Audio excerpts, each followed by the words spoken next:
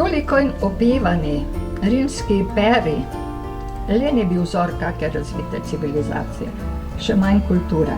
Bili so predvsem vojaki, ki so izničevali cela ljudstva, njihovo višjo kulturo pa enostavno oklicali za rimsko, tako je bilo recimo z Etruščani.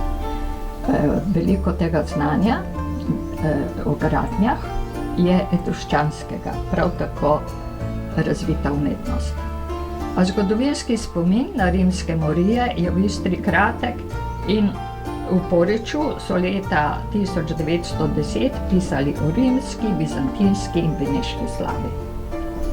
Tudi v Kopru ni bilo nič bolje z opevanjem romanske, beneške, sredozemske identitete.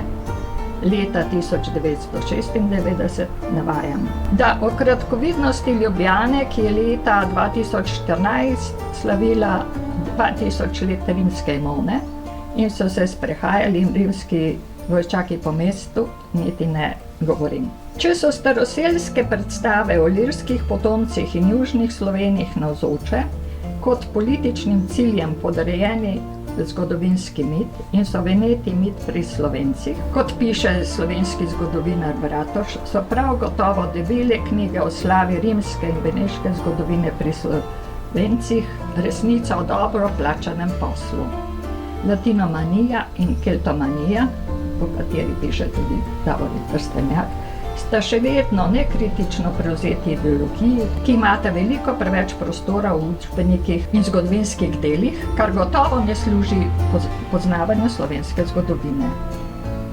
Tako, na primer, na široko piše v učbeniku o punskih vojnah in padcu Kartagine, o istrskih, ilirskih in slovenskih vojnah ter o padcu Ogleja, Trsta, Vizač in Metuluma pa nič. Za razliko od takega nekritičnega pojmovanja pa je tržaški kronist Dela Croce imeli so samo željo vladati in se niso pomerili s tistimi mesti in ljudstvi, s katerimi niso bili v prijateljskih odnosih ali v konfederaciji. Zato so stalno povzročali vojne in zahtevali dajatve.